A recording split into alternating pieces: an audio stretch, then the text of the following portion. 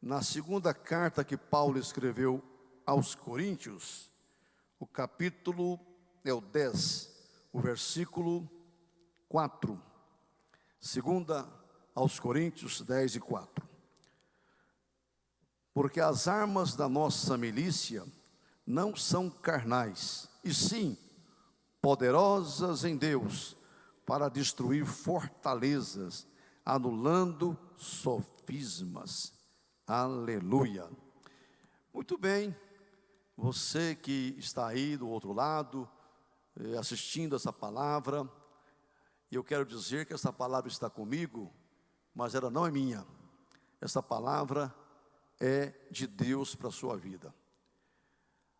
As pessoas, quando aceitam Jesus como Salvador, quando conhecem o Evangelho, a proposta de Deus, passa por uma transformação espiritual, porque o Evangelho é uma proposta de mudança de vida. Não é a mesma coisa o homem que aceita Jesus. Uma coisa é a pessoa antes de conhecer Cristo, e outra depois que ele conhece Jesus. Toda pessoa salva, ele é salvo para escapar do mundo, do pecado, do inferno, e para finalmente um dia morar no céu, eternamente com Jesus. Mas enquanto não vamos para o céu, estamos nessa terra sujeitos a todo tipo de problemas e dificuldades. Mas o povo de Deus tem algo mais, que é uma luta espiritual, é uma guerra espiritual. As pessoas têm lá os seus problemas, mas nós temos problemas maiores ainda, porque além de enfrentar no dia a dia a luta da vida, a batalha pela sobrevivência, problemas normais de todo mundo em família, na área financeira, no trabalho, enfermidades, aquele que vem a Cristo tem que se preparar, porque ele agora foi chamado para um campo de batalha. Muita gente engana, pensa que a vida cristã é um parque de diversões. Não, a vida cristã é um campo de batalha. Só que de antemão quero dizer para você, é uma batalha que o povo de Deus sempre triunfa, sempre vence. Jesus é o comandante da igreja, é o general que nos conduz, e ele nunca provou o sabor de uma derrota. Jesus sempre foi vencedor, e o povo de Deus na terra também. A Bíblia diz: somos mais do que vencedores. Se somos vencedores, mais do que vencedores, é porque estamos em luta. A nossa guerra é uma batalha espiritual. Há muitas conspirações contra o povo de Deus, contra o Evangelho, contra a nossa fé. E nós não temos que lutar, não é contra homens. Quem está nos combatendo não são instituições, não. Quem está nos combatendo não é governo, não é pessoas, entidades. A nossa luta não é contra carne e sangue, mas é contra hostes espirituais da maldade, é contra principados malignos, é contra artimanhas de Satanás que querem destruir o povo de Deus, roubar a sua fé, impedir você de caminhar a jornada cristã. Já está dito aqui na palavra de Deus que a nossa guerra, ela é de natureza espiritual. Então, o que eu quero dizer aqui hoje é que numa guerra espiritual, nós não devemos cometer o erro de querer usar armas carnais, armas humanas. Nós não podemos combater os nossos inimigos e adversários usando espada, usando violência, usando força física. Isso não vai resolver, porque os ataques são espirituais. Então o comum, o normal, é atentar para o que diz Paulo aqui: as armas do nosso combate não são carnais. Numa guerra espiritual, é um erro usar armas humanas. Numa batalha espiritual, é um erro querer usar armas carnais. Não é o braço forte de alguém, não é a força da carne que vai triunfar, não. São armas poderosas que nós temos aqui, e que Paulo está dizendo que elas são tão poderosas para destruir fortalezas e anular sofismas. E eu quero dizer aqui hoje algumas das armas poderosas que o povo de Deus usa, e por isso nós estamos em pé, vencendo cada dia, cada batalha. Porque uma guerra, meus irmãos, não é feita de uma batalha só. Uma guerra ela tem muitas batalhas. Às vezes nos enganamos porque vencemos uma batalha e nós descuidamos, abaixamos a guarda, relaxamos porque já venci uma batalha. Não, é só uma batalha. Outras virão, batalha após batalha, vamos vencendo cada uma, e no final da história, a Bíblia diz que vamos ganhar a guerra. Aleluia! Finalmente, a guerra vai terminar e a vitória será do povo de Deus. Lá em Apocalipse está dito lá no capítulo 17, versículo 14, que haverá uma batalha final, tropas malignas. O anticristo, o falso profeta, a besta, vai lutar contra o cordeiro, na última batalha da história. E a Bíblia diz lá, que o cordeiro os vencerá. Jesus vencerá a trindade satânica. E diz a palavra lá, que vencerão também os que estiverem com ele. E quem estará com Jesus naquele dia? Os chamados, os eleitos e os fiéis. Então se prepare cada dia, se arme, revista da armadura de Deus para buscar a vitória contra as hostes espirituais do mal. Quero citar, por exemplo, a primeira arma poderosa que a igreja usa e tem que usar sempre é a oração. Quantas batalhas já foram vencidas através da oração?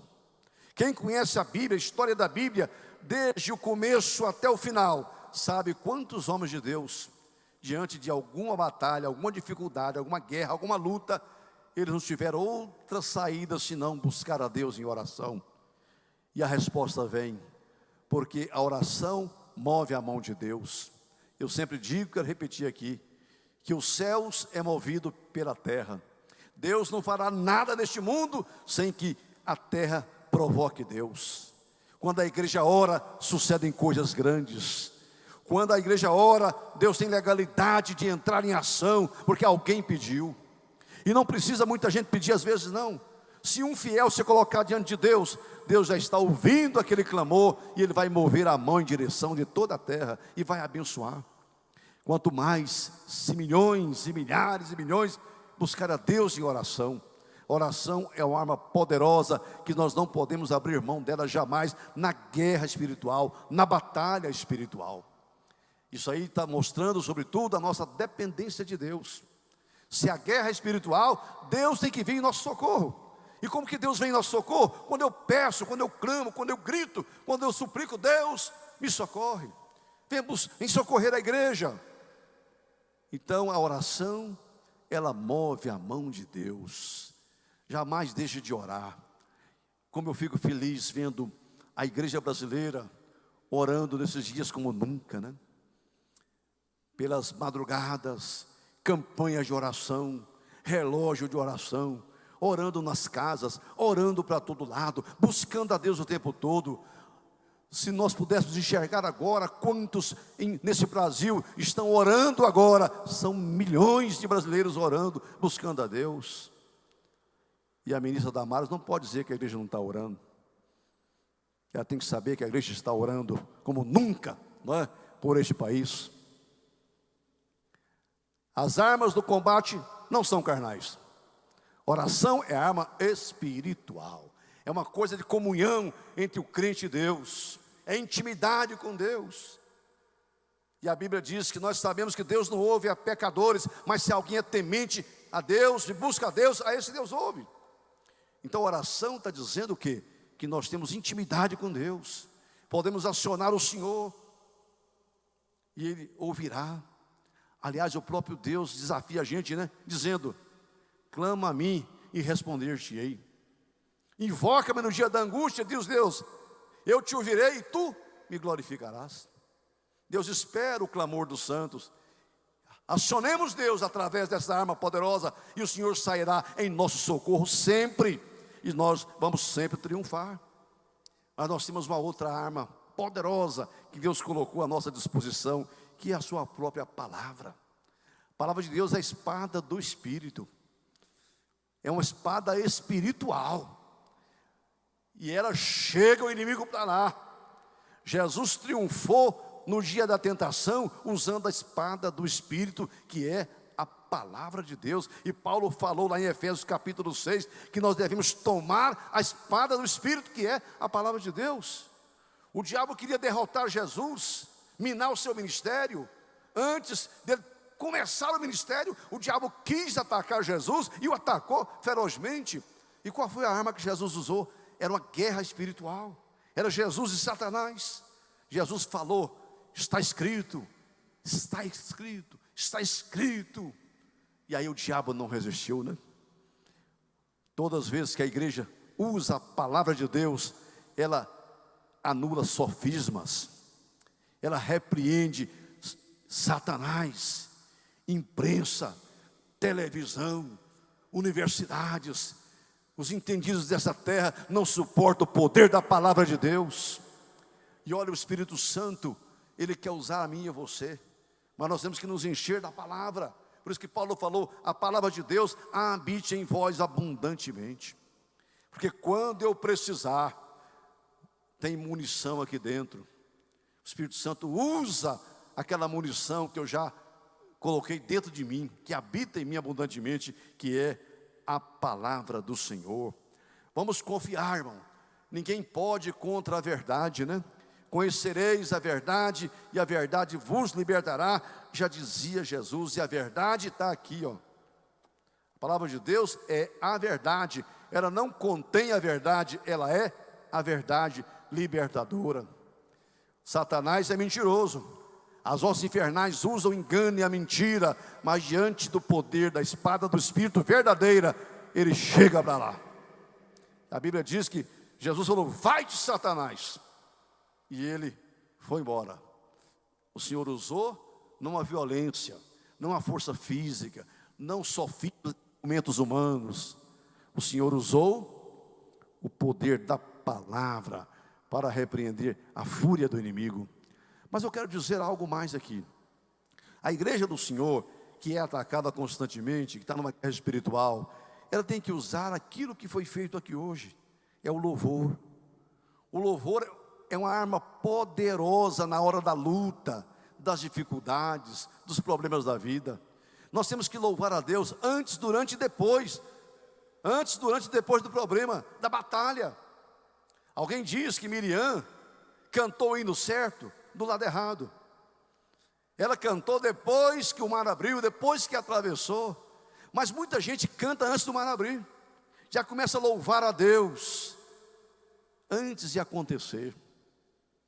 E a vitória vem. O louvor acalma a alma, dá paz ao coração. Deus espera o louvor da igreja para ele se mover. Louvor verdadeiro, de gratidão, ações de graça ao Senhor, é a arma poderosa que eu tenho que usar. E não devo cantar só quando está tudo bem. A fé me leva a cantar até na tristeza, e eu triunfo. Louvor que liberta. Se nós formos ler lá em 2 Crônicas capítulo 20, por ali, está escrito que um dia o rei Josafá se viu diante de 3 exércitos poderosos que se levantou contra o seu governo, contra Israel. Aqueles exércitos eram numerosos, muito maior do que o exército de Israel. E o rei temeu. Era um rei temente a Deus. Ele temeu a guerra, temeu os inimigos. É natural isso, né? A guerra espiritual, muitas vezes, problemas e dificuldades nos sobrevêm, e a gente fica receosos, temerosos diante da força do inimigo. Mas ele orou a Deus, ele buscou o Senhor. E ele teve uma estratégia. Na hora da batalha, da guerra, ele chamou os levitas, os cantores, e mandou ele na frente do exército. Isso não é arma carnal não, né? Isso não é arma humana não. Mandar levitas, os cantores, na frente do exército. Está indo para a guerra, para a batalha, e quem vai na frente? O povo que louva a Deus. Vai cantando, louvando e celebrando o Senhor. Antes da vitória, já estava cantando. E a palavra diz que Deus ouviu aquele louvor, e Deus saiu em socorro de Israel. Naquele dia Israel não pelejou. Naquele dia não houve batalha, não houve peleja. O Senhor falou: não tereis que pelejar nesta guerra, eu vou pelejar por vós. Deus manda um estrondo, um barulho, confunde os inimigos, eles viram a espada de um contra o outro, porque o povo louvou a Deus. Começa a cantar louvores aí. Está difícil, cante. O problema está difícil, cante louvores a Deus. Isso vai espantar a presença de Satanás. Toda voz ruim que está no seu ouvido, no seu coração, começa a louvar a Deus, cantar, celebrar ao Senhor. Daqui a pouco você não vai sentir mais a presença de Satanás. Você não vai sentir mais o mal na sua vida. Simplesmente cantando, louvando e celebrando ao Senhor é arma poderosa. Mas eu quero encerrar essa palavra citando uma outra arma que a igreja utiliza sempre, porque está aqui na palavra de Deus, que é a fé. A fé é arma poderosa. Se você for olhar os heróis da fé, a Bíblia diz que pela fé eles puseram em fugida exércitos poderosos. Pela fé eles derrubaram muralhas. Pela fé eles triunfaram muitas vezes. Mas eu vejo o exemplo da fé do jovem Davi, que se tornou mais na frente o rei Davi, quando diante do gigante que desafiava o exército de Israel, aquela guerra não era uma guerra humana, era um desafio espiritual. Por que os filisteus queriam destruir Israel? Porque Israel era o povo de Deus, era a igreja do Senhor no Antigo Testamento, era uma guerra de graça. O ódio deles contra Israel era enorme, o ódio do mundo contra a igreja é enorme. Os filisteus estão aí nos odiando, se levanta contra nós, só porque somos igreja, povo de Deus. Que crime praticou Israel? Naquela altura da história, os filisteus se levantaram e confiavam no Deus dos filisteus. Aquele gigante não estava desafiando exatamente o exército de Israel, estava desafiando o Deus de Israel. E Davi chega lá, e qual a arma que ele tinha? A fé. Não era uma funda, não eram algumas pedrinhas, mas era a fé. Porque certamente aquele gigante não cairia por terra simplesmente pela arma humana de Davi, girando, girando, girando e soltando a pedra na testa do gigante. É certo que a habilidade natural de Davi, o treino que ele tinha, Deus usou aquilo. Deus usou a capacidade de Davi, a habilidade que ele tinha, mas não era suficiente não. Davi falou: você gigante, Golias, vem a mim com espada, com escudo, confiando no seu tamanho, na sua força humana, mas eu vou a ti. Aleluia. Não é com esse estilingue, não é com essa funda, não é com essa pedra. Eu vou te enfrentar em nome do Senhor dos exércitos. E quando Davi girou e soltou a pedra, o Espírito Santo montou naquela pedra, potencializou ela e foi um tiro de fuzil na testa do gigante. Não foi a forcinha de Davi não, é a força do Espírito Santo que deu potência naquele processo todo. E aquela pedra se tornou uma bala, e o gigante caiu por terra. O que é isso? Fé. Eu vou a ti em nome do Senhor.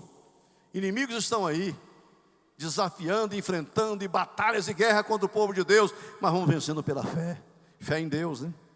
Não é fé na fé, é fé em Deus, é fé na palavra, é fé nas promessas, é confiando no Senhor que vamos triunfando dia após dia. E a fé não precisa ver nada não, né? Fé é a capacidade de ver o invisível. As pessoas começam a cantar o canto da vitória antes da hora, porque a fé está vendo a vitória lá na frente. Por isso que termina o capítulo 11 de Hebreus, começando o capítulo 12 dizendo: então vamos prosseguir a jornada olhando para Jesus, autor e consumador da nossa fé. Igreja do Senhor, não tire os olhos de Jesus. Olhando para Jesus, sabemos todos que uma tempestade veio sobre o barco onde estavam os apóstolos. Jesus se aproxima: sou eu. E Pedro diz: se é o Senhor, ordene que eu vá caminhando sobre as águas. Venha, Pedro. Ele desceu e foi caminhando, caminhando sobre as águas. Mas a Bíblia diz que ele, sentindo o vento forte, as ondas altas, ele afundou, porque ele olhou para o vento forte, para as ondas. Jesus se aproxima, pega na mão de Pedro, salva ele e diz o seguinte: por que duvidaste, homem de pequena fé? Veja aí que Pedro poderia ter continuado caminhando, mas o vento forte, a tempestade, as ondas trouxe medo ao coração dele, e ele fraquejou. Mas pela fé ele andou alguns metros sobre as águas. Você não precisa naufragar nesse mar, não. Ele tirou o olhar de Jesus e olhou para o vento, olhou para o mar, afundou. Mas se você não olhar para os vendavais, para a ventania, se não olhar para a fúria do mar e continuar olhando para Jesus, autor e consumador da fé, você não vai naufragar, você não vai afundar nessa caminhada. Não tire os olhos de Jesus. A igreja triunfa assim, caminhando e olhando para Cristo Jesus, e a vitória será sempre do povo de Deus. Quero terminar dizendo o seguinte: a igreja nunca teve vida fácil nessa terra. Desde Jerusalém, quando ela nasceu, os religiosos levantaram contra ela. O Império Romano e as autoridades judaicas perseguiram a igreja. Fúrias terríveis ao longo da história.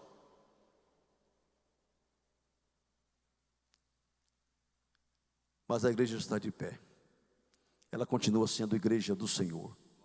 Não será um problema qualquer hoje que vai destruir a igreja de Jesus. Ela vai continuar crescendo, avançando cada vez mais, porque o general caminha com a gente, né? Jesus falou: estarei convosco todos os dias. E ele é refém dessa palavra. Jesus não pode trair o que ele falou, e não tem traído. Ele está conosco. E prepare-se, porque o melhor de Deus está chegando para a sua vida, em nome de Jesus. Amém?